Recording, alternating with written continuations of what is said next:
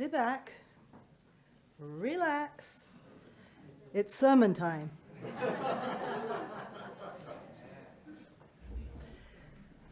Looking back, I realize that art has always played a central role in my life. Almost a decade ago, I went on one of my twice-yearly retreats to the Esalen Institute in Big Sur. My retreats were always after my busiest times of year, which are Passover and High Holy Days. The class being offered at the time was the painting experience, facilitated by Stuart Cubley, which involved process painting. I'd not created art in over 50 years.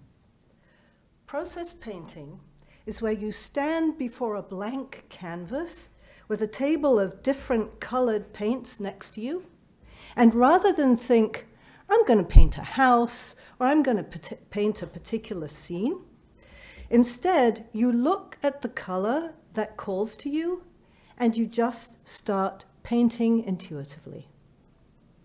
When you think you've finished, you call Stuart or one of the other facilitators over, and he both asks you questions about what you've painted, and you tell him what came up on the paper intuitively. Sometimes you realize you're not finished and you keep painting until you and your facilitator decide you're done. I clearly remember the process of the color red, which is my favorite color, being the first paint to resonate with me. My hand painted a big red smile in the middle of the paper. And as I watched the paint drip down the page, it appeared to me to be like dripping blood. And I was startled at the satisfaction I felt in watching it drip down the paper. By the time the painting was finished, that smile had transformed into grotesque images, and there were crows and graves and all sorts of symbols of pain and loss in my painting. As the week went by, I understood how this creative and intuitive process was helping me to realize I was headed for burnout and that I needed to rest and heal myself, especially if I wanted to continue to serve my congregation with compassion. I came home and requested a sabbatical, having served for 15 years on my pulpit. My sabbatical was denied, and, undeterred, I listened to the Kol Demamah Daka, that inner voice from my painting, checked my finances, and asked my doctor to put me on a 3-month unpaid medical leave of absence. I used those 3 months to travel and heal and finish the book I was writing, and I had it uploaded for editing before I returned to my pulpit in time for the High Holy Days. While hiking in Oregon during those 3 months, I received a check-in call from one of my teachers at the Institute for Jewish Spirituality, whose clergy leadership program I was in the middle of at the time. When I told him what was happening and when I would be returning, he asked me the question, do you really want to work for an organization that will not grant you a sabbatical after 15 years of service? At the end of that year, I made the decision to leave my pulpit the following year after my book had been published. As I mentioned, I'd not created art for 50 years, since 1970 to be exact. I was in high school then and a straight A student until 1970. My art teacher, Mr. Trevor Ashby, gave me my first B. His comment on my report card was, Susan has an intellectual rather than aesthetic approach to her art. I took him to task for that B and that comment. He pointed out that when he gave us the title of Brave New World, I filled an old empty aquarium with test tubes and designed wax figures for each one that showed a fetus growing in each test tube, emerging as a monster in the final tube. 1970 was when the first in vitro fertilization experiments began.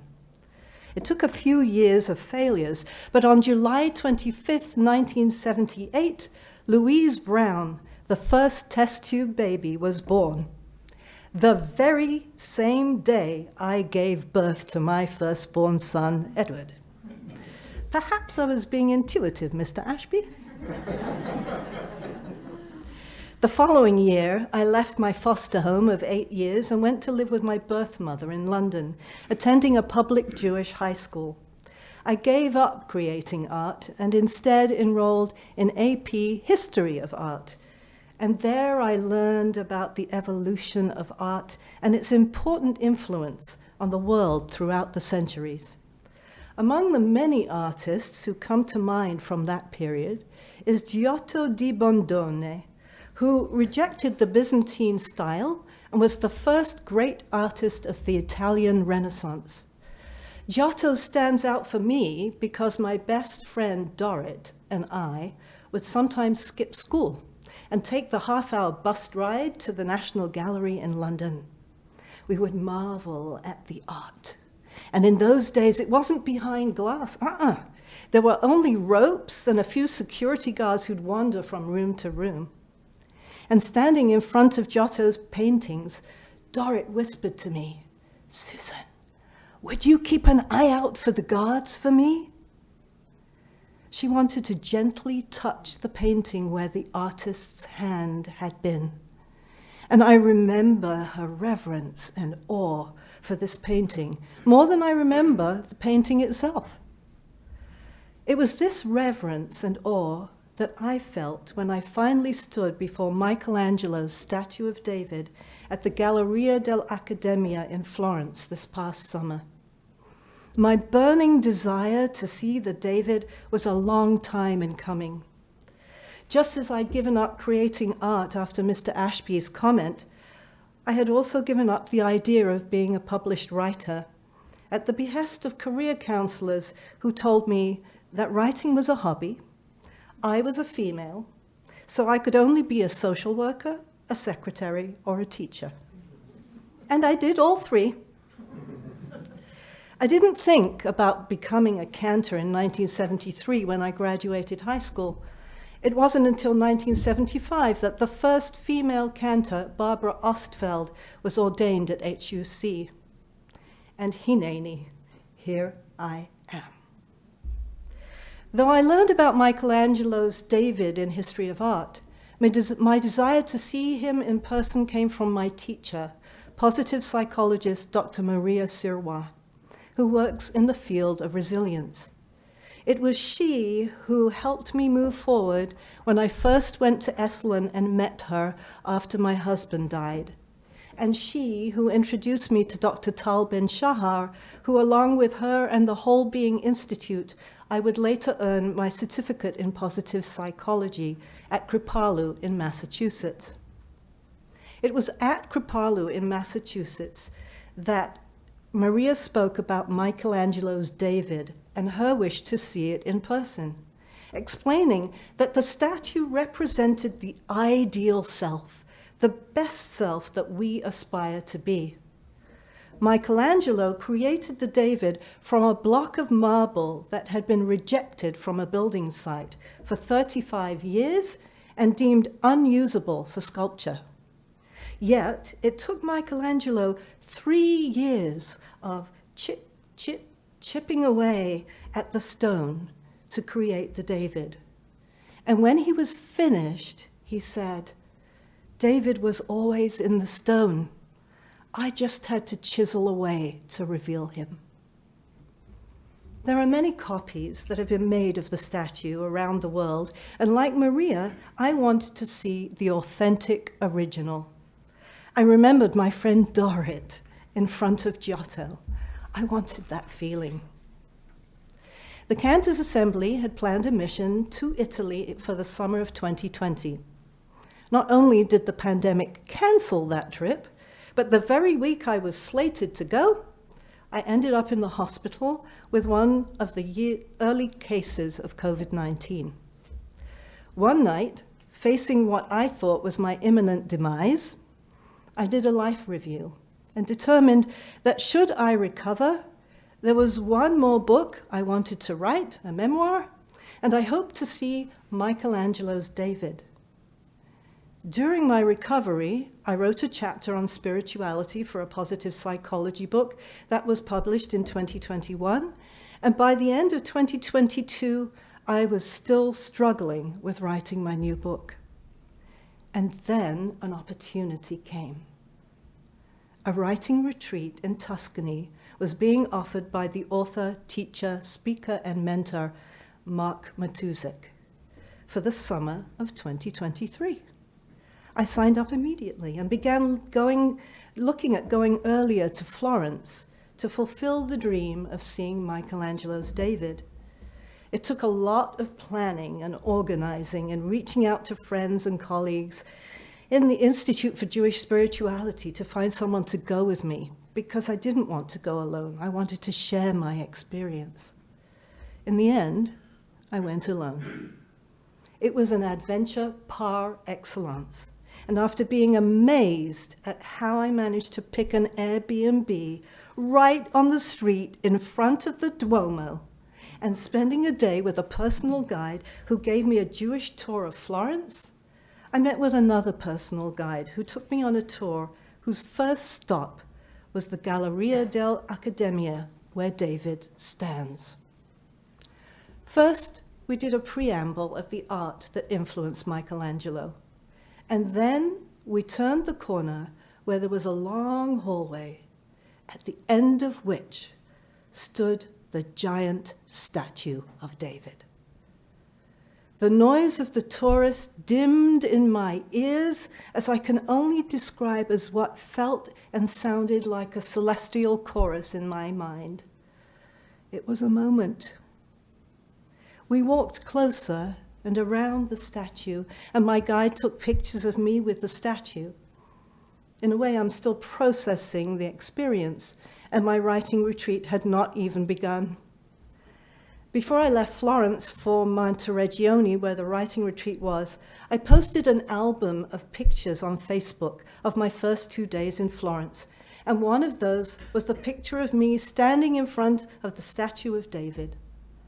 One of my Facebook friends commented, "We had to stand in line around the block to see it. Was it worth it? You can see the same thing in Vegas." My mouth fell open. There are indeed 30 copies of David around the world, one of which is in Las Vegas. That sculptor took a whole team, 4 months, to make a copy, and they already had a template. It's not the authentic David. And it started me thinking about Maria's work on authenticity. And as we gather in community before the Holy Blessing One for Rosh Hashanah and Yom Kippur, and I walk from the back of the sanctuary singing, "Hineni, here I am," can I truly represent you in being authentic and wanting to create our best selves? Maria defines authenticity as knowing yourself and what your character strengths and vulnerabilities are, what is meaningful to us, and what our dreams and longings are. She defines 3 components to authenticity. The first, awareness of who we are, both the good and the bad, warts and all. 2, understanding that sometimes who we are doesn't always line up. It's sometimes contradictory. We can be both kind and unkind. I do my best to be kind, and sometimes I say something really harsh to one of my kids, who I love the most. Sometimes I'm compassionate, and sometimes I couldn't care less. All of that is us. Choosing to lead a life that supports you, number 3, choosing to lead a life that supports you in your healthiest habits and dreams. Part of being resilient, Maria says, is being authentic, aware of who you are, warts and all, understanding that sometimes there are contradictions, and 3, choosing to lead a life, choosing to lead a life that supports you. We, the Jewish people, are resilient. We have survived and thrived because we know who we are at our best and what we value. Viktor Frankl, Austrian psychiatrist and Holocaust survivor, asked this question at Auschwitz: who am I in the face of this? And that question puts him firmly in the realm of authenticity. Every time you ask yourself that question in a difficult situation, who am I in the face of this, you are being authentic. As we go from this Rosh Hashanah into the days of awe leading up to Yom Kippur, it's worth not only saying, Hineni, here I am, with all my foibles, but also envisioning who we want to be as authentic individuals and as a community, both at the ground level as well as the global level. After Yom Kippur, we'll move into Sukkot, where we'll sing Hallel. And one of the psalms in Hallel, Psalm 118, we sing, Even ma'asu habonim hayeta larosh pina. The stone that the builders despised has become the cornerstone. The Targum, first century Aramaic explanation of the Bible, tells us that this verse refers to David, who was rejected by his own father and brothers and yet became king of Israel. Israel too is called a stone in Vayechi, Genesis 49:24. Yet his bow stayed taut and his arms were made firm by the hands of the mighty one of Jacob. There, the shepherd, the stone of Israel. I'll end with another story, a famous classic Hasidic tale that I heard from Maria at Kripalu. The great Hasidic Rabbi Zusya, on his deathbed, began to cry uncontrollably, and his students tried to comfort him. They asked him, Rabbi, why do you weep? You're almost as wise as Moses. You're almost as hospitable as Abraham. Surely heaven will judge you favorably. Zusya answered them, if it's true when I get to heaven, I won't worry so much if God asks me, Zusya, why were you not more like Abraham? Or, Zusya, why were you not more like Moses? I would be able to answer these questions. After all, I was not given the righteousness of Abraham or the faith of Moses, but I tried to be hospitable and thoughtful. But what will I say when God asks me, Zusya, why were you not more like Zusya? My answer to my Facebook friend will be, yes, it was absolutely worth it. As I walked toward the ark singing Hineni, the same word that Abraham used in today's Torah portion twice, when God called to him to give him his test, and then again when the angel called to him before he raises the knife to sacrifice Isaac, and the same word that Moshe used when God called to him from the burning bush, I will ask as Moses did when God gave him his mission. Mi anochi, who am I? And what changes do I need to make to be true to myself and to ripple out to others? May you too keep chipping away at the stone. Find your paintbrush, your questions, your answers for your best self as you stand before the Holy Blessing One and say, Hineni, here I am. Shana Tova.